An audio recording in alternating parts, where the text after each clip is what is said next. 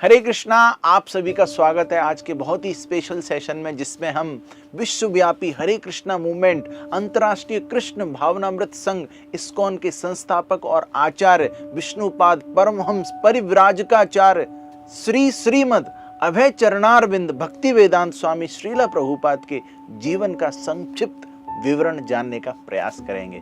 इस सत्र को हम प्रभुपाद के चरणों में ही समर्पित करते हैं।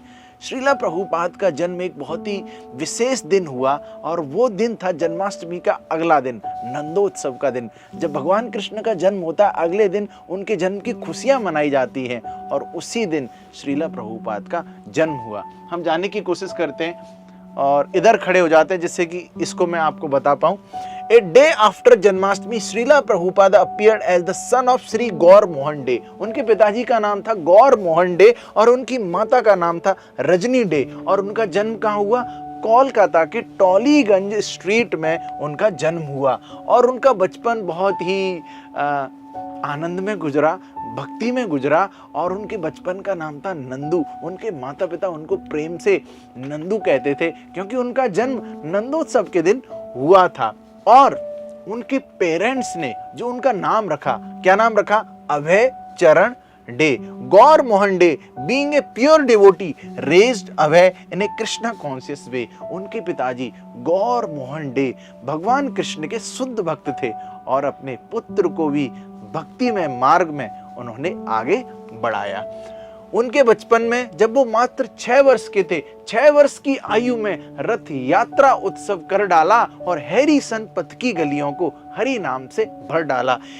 When he was 6 years old, Abhay organized a 8-day Rath Yatra festival in Harrison road, Calcutta, involving children and people of that locality. आसपास के बच्चों को इन्वॉल्व करके 8 दिन का एक छोटे से बालक ने रथ यात्रा उत्सव ऑर्गेनाइज किया, आयोजित किया। 1916 में Abhay entered Scottish church college, one of the 2 most prestigious colleges in Calcutta. 1916 में श्रीला प्रभुपाद अभय चरण डे कॉलेज में प्रवेश करते हैं, वही कॉलेज जिसमें सुभाष चंद्र बोस पढ़े थे। उसी कॉलेज में श्रीला प्रभुपाद अपना एडमिशन लेते हैं। In 1920 Gour Mohan De arranged for Abhay's marriage with Radha Rani. 1920 में अभय चरण की विवाह हो गया, राधा रानी उनकी पत्नी का नाम था। Abhay started working in doctor Bose labs as a second incharge to the proprietor doctor Bose. उस समय की सबसे बड़ी जो केमिकल इंडस्ट्री थी उसके मालिक डॉक्टर बोस थे और उनके बाद जो सेकंड पोजीशन थी वो अभय चरण की थी। उस कंपनी में उन्होंने काम करना शुरू कर दिया। 1922 में एक बहुत ही लाइफ चेंजिंग इंसिडेंट उनके जीवन में होता है। उनके एक मित्र थे नरेंद्र मलिक और वो उनसे बोलते हैं, अभय मैं आज आपको एक साधु से मिलाना चाहता हूँ। तो अभय बोलते हैं, मेरे घर पर आए दिन साधु लगे रहते हैं और मेरे पिताजी उनका स्वागत और सत्कार करते हैं, लेकिन जितने भी ये साधु आते हैं उन साधुओं से मैं अभी तक प्रभावित नहीं हुआ हूं।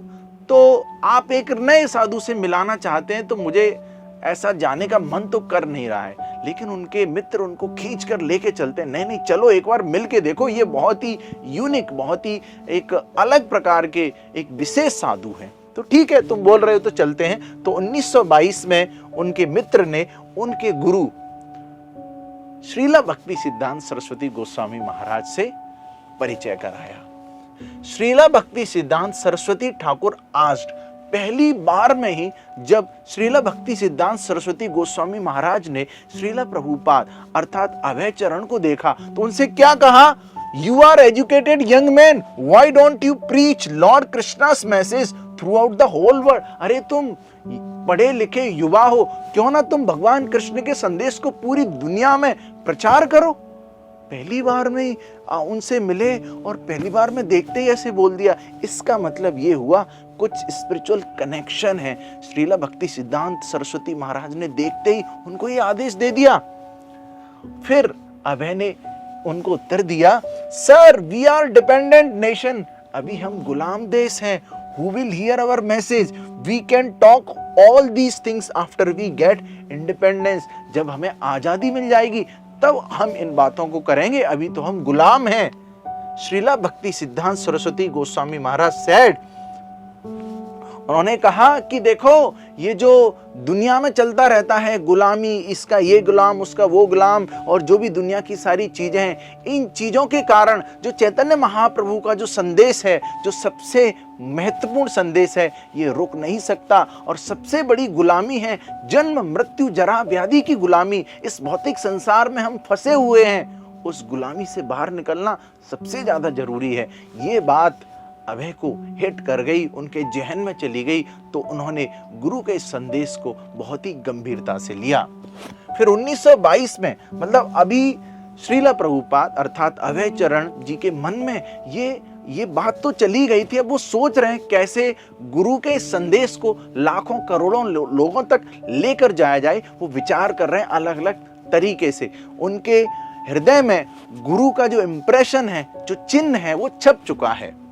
अभय स्टार्टेड हिज ओन बिजनेस। 1922 में अपनी खुद की एक बिजनेस शुरू करते हैं, desiring to support his guru's mission. ये सोचकर मनी आएगा, पैसा आएगा, तो गुरु का जो मिशन है उसको मैं सपोर्ट करूंगा। क्या मिशन है? स्प्रेडिंग कृष्णा कॉन्शियसनेस, कृष्ण भावनामृत का प्रचार करना। फिर 1922 में ही there was no support from his wife और फैमिली मेंबर्स। लेकिन कृष्ण भक्ति के लिए, कृष्ण भावनामृत का प्रचार करने के लिए उनकी वाइफ से और परिवार के सदस्यों से कोई भी सपोर्ट नहीं था। फिर 1932 में अभय टुक इनिशिएशन फॉर्मली फ्रॉम भक्ति सिद्धांत सरस्वती ठाकुर। प्रयाग में श्रीला प्रभुपाद अर्थात अभय जी ने श्रीला भक्ति सिद्धांत सरस्वती गोस्वामी महाराज से विधिवत दीक्षा ली, और उनका जो दीक्षा वाला नाम हुआ अभय चरणारविंद दास। ये नाम उनके गुरु ने उनको दिया। फिर 1932 से 1936 के बीच में, इन 4 वर्षों में अपने गुरु से अभय कम से कम 4 से 5 बार मिले और अलग अलग निर्देश प्राप्त किए। फिर जब श्रीला भक्ति सिद्धांत सरस्वती गोस्वामी महाराज 1936 में अपना शरीर छोड़ने ही वाले हैं, उससे कुछ महीने पहले उनको एक संदेश मिलता है श्रीला प्रभुपाद अर्थात अभय चरणारविंद दास के लिए। क्या संदेश मिलता है? I am fully confident that you can explain in English our thoughts and arguments. मुझे पूरा विश्वास है हमारे विचारों को, हमारे तर्कों को, इस कृष्ण भावनामृत को आप अंग्रेजी में बड़ी आसानी से प्रस्तुत कर सकते हो। I have every hope that you can turn yourself into a very good English preacher. मुझे पूरी आशा है कि तुम अपने आप को एक अंग्रेजी प्रचारक के रूप में परिवर्तित कर सकते हो। तब श्रीला भक्ति सिद्धांत सरस्वती गोस्वामी महाराज ने दिसंबर 31 को इस जग से अपनी लीलाओं को समाप्त कर दिया। और जब श्रीला प्रभुपाद को पता चला कि मेरे गुरु ने इस जग से अपनी लीलाओं को समाप्त कर दिया है, तो गुरु का जो उनको अंतिम निर्देश प्राप्त हुआ था कि तुम पूरे विश्व में इस कृष्ण कॉन्शियसनेस का, कृष्ण भावनामृत का अंग्रेजी में प्रचार कर सकते हो। गुरु मुखा पद्मा वाक्य चित्ते करिया एक क्या, जो गुरु के वाक्य हैं उन्होंने अपने हृदय पर ले लिए, और अब तो गुरु की वाणी को पालन करना ही है। फिर आगे क्या होता है? फिर इसी प्रक्रिया में कि अभी गुरु ने बोला है तो उसको कैसे भी करके उसका पालन करना है। सन 1939 में भक्ति वेदांत स्वामी श्रीला प्रभुपाद ने एक पुस्तक लिखी, इंट्रोडक्शन टू गीतोपनिषद अर्थात भगवत गीता का परिचय। और जब इन्होंने ये पुस्तक लिखी तो जो गौड़ीय वैष्णव समाज है, उन्होंने उनकी इस स्कॉलरशिप को देखते हुए उनको एक टाइटल दिया, उसका नाम है भक्ति वेदांत अर्थात जो ज्ञान के माध्यम से भक्ति को सिखाते हैं, वेदों के माध्यम से भक्ति को सिखाते हैं, भक्ति वेदांत। फिर 1944 में सिंगल हैंडेडली अकेले एक पत्रिका को पब्लिश करना शुरू किया, और उस पत्रिका का नाम था बैक टू गॉड हेड अर्थात भगवत धाम को वापसी कैसे हो, और खुद ही लेखन करना, प्रकाशन करना, सब कुछ लोगों को वितरित करना, ये अकेले अभय चरणारविंद भक्ति वेदांत स्वामी श्रीला प्रभुपाद कर रहे हैं। 1952 में उन्होंने सोचा क्यों ना एक इंस्टीट्यूट बनाया जाए, एक संस्था बनाई जाए। तो झांसी में जाकर उन्होंने एक लीग ऑफ डिवोटीज की स्थापना की, handed over the business to his sons and retired from family life completely, और पारिवारिक जीवन से पूरी तरह से रिटायरमेंट ले लिया, संन्यास ले लिया, अपने पुत्रों को अपनी बिजनेस दे दी, और 1952 में झांसी में लीग ऑफ डिवोटीज की स्थापना की, जिससे कि एक संस्थागत तरीके से, सिस्टमैटिक पद्धतिबद्ध तरीके से कृष्ण भावनामृत का प्रचार किया जा सके। 1954 में जो लीग ऑफ डिवोटीज था वो क्लोज हो गया किन्हीं कारणोंवश, और फिर वो चले गए दिल्ली की ओर। 1954 में दिल्ली पहुंचकर श्रीला प्रभुपाद जो बैक टू गॉड हेड है उसको खुद लिख रहे हैं, प्रकाशित कर रहे हैं, लोगों से मिल रहे हैं, लोगों को बांट रहे हैं। अपने गुरु का मिशन उनके हृदय में है, कैसे भी करके गुरु की वाणी का प्रचार करना है, भगवान के नाम का प्रचार करना है, इस ज्ञान का प्रचार करना है। 1959 में देखिए, यहां पर एक बात समझना बहुत महत्वपूर्ण है। जब गुरु शारीरिक रूप से हमारे सामने उपस्थित नहीं है, इसका मतलब ये नहीं है कि वो हमारे बीच से चले गए हैं, वो हमारे बीच में हैं। उनके निर्देशन, उनकी पुस्तकें हमेशा हमारे बीच में हैं। और यहाँ पर ये देखने को मिल रहा है कि अभय चरणारविंद भक्ति वेदांत स्वामी श्रीला प्रभुपाद के स्वप्न में उनके गुरु श्रीला भक्ति सिद्धांत सरस्वती गोस्वामी महाराज आ रहे हैं, बोल रहे हैं अब तुम सन्यास ले लो, अब तुम सन्यास ले लो।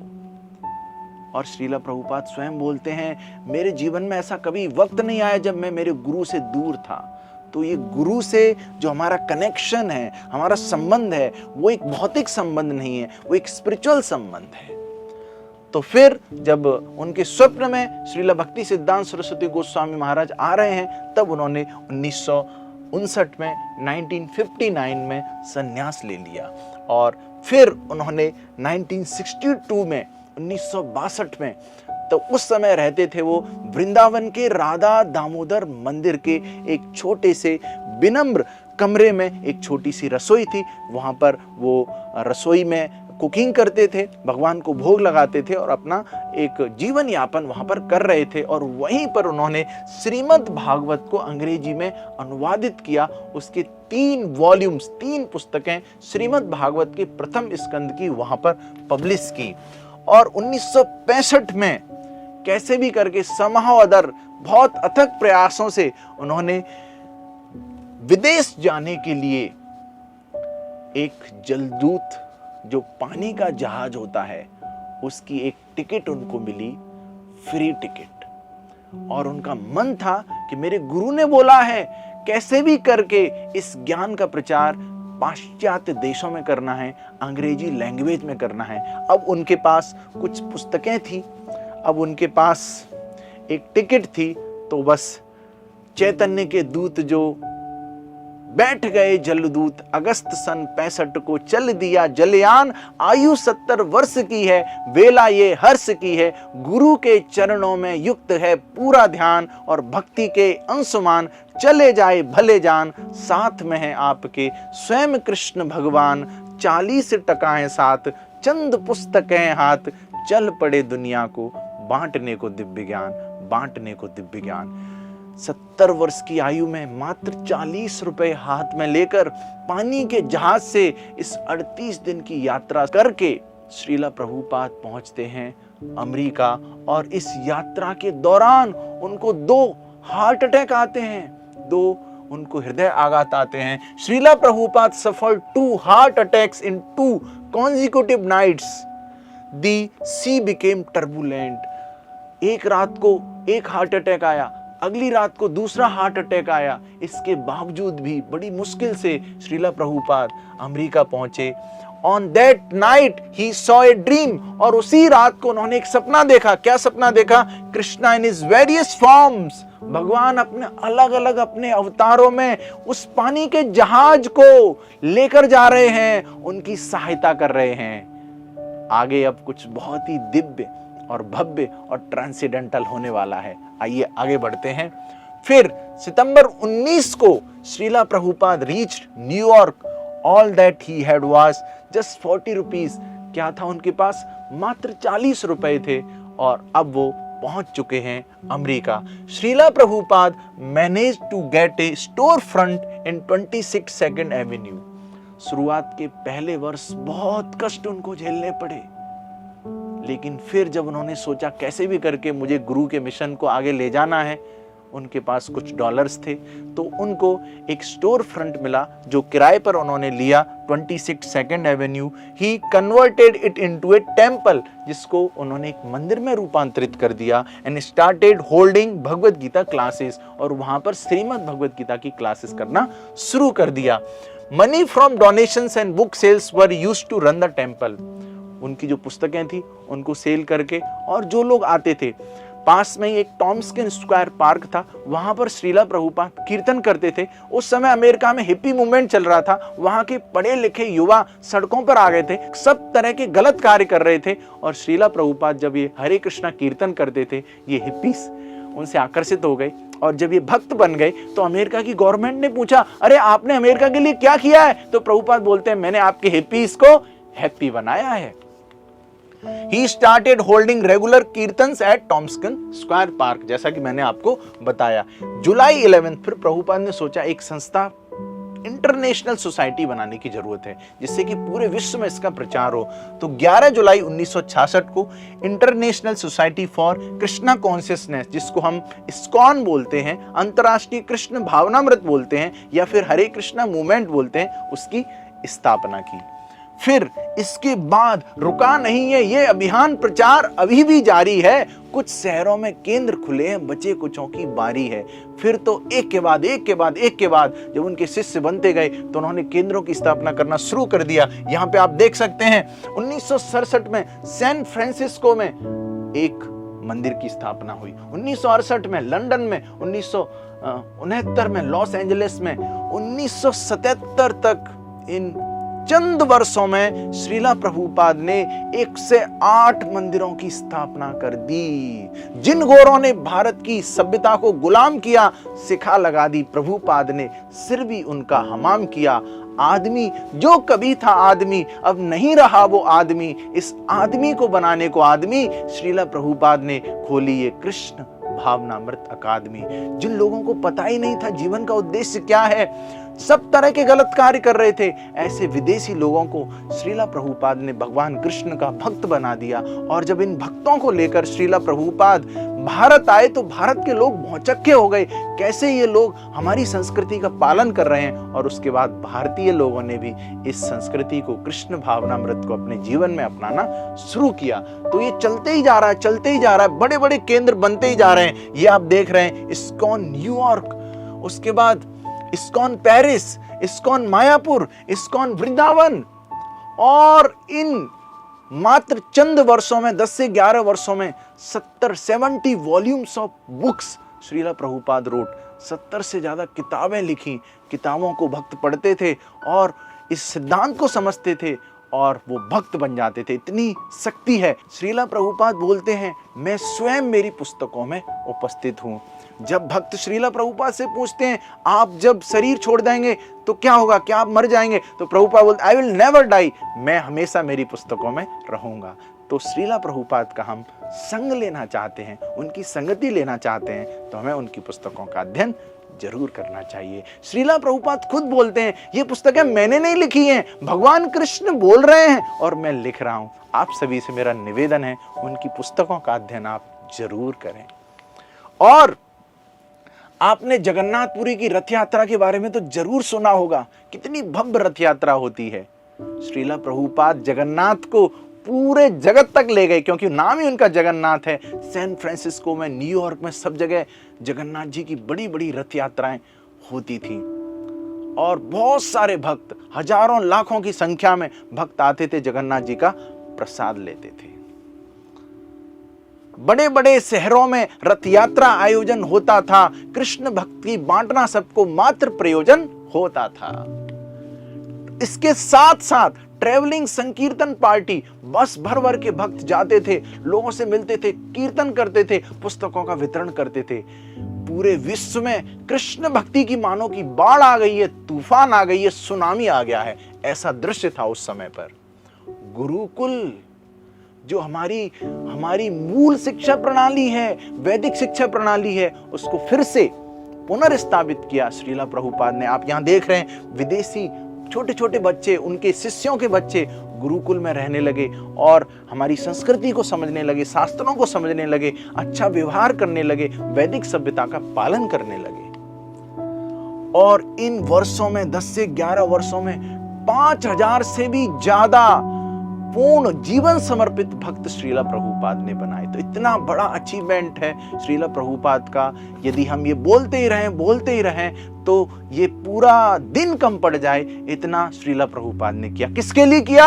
हम सबके लिए किया। जो फॉलन सोल्स हैं, जो बद्ध जीव हैं, जो गिरे हुए लोग हैं, जिनकी चेतना भौतिक चेतना हो रखी है, उसको उठाने के लिए, भगवान से प्रेम देने के लिए, भगवान के धाम ले जाने के लिए ये श्रीला प्रभुपाद ने किया। और इतना सब कुछ करने के बावजूद भी श्रीला प्रभुपाद क्या बोलते हैं? आई टेल यू फ्रेंकली, मैं आपसे फ्रेंकली बोल रहा हूं, whatever little success is there in this Krishna consciousness movement, इस कृष्ण भावनामृत मूवमेंट में जो भी सफलता मिली है, I simply believed what was spoken by my Guru Maharaj, जो भी मेरे गुरु महाराज ने मुझसे कहा बस वो मैंने बोल दिया। You also continue that every success will come, मतलब जो भी सफलता मिली है उसका श्रेय किसको देना है? अपने गुरु महाराज को देना है। यही निर्देश श्रीला प्रभुपाद ने हम सबके लिए दिया कि जो भी हमें भक्ति में, स्वयं की भक्ति में या प्रचार कार्य में, सेवा में सफलता मिलती है, उसका जो क्रेडिट है, उसका जो श्रेय है, हमें गुरु को देना है। ये हमें श्रीला प्रभुपाद से सीखना चाहिए। आज के लिए श्रीला प्रभुपाद के बारे में इतना ही। और भी आप श्रीला प्रभुपाद के बारे में जानना चाहते हैं तो हम जरूर आने वाले समय में बहुत ही विस्तृत तरीके से श्रीला प्रभुपाद के बारे में आपको बताएंगे। इस वीडियो के माध्यम से एक संक्षिप्त विवरण हमने आपको श्रीला प्रभुपाद के बारे में दिया। आपसे हमारा निवेदन है, भगवान कृष्ण के शुद्ध भक्त, महान भक्त श्रीला प्रभुपाद, जिन्होंने पूरे विश्व में सनातन संस्कृति की बाढ़ ला दी, उनके बारे में इस जानकारी को जरूर दूसरों से शेयर करें। बहुत बहुत धन्यवाद। हरे कृष्ण।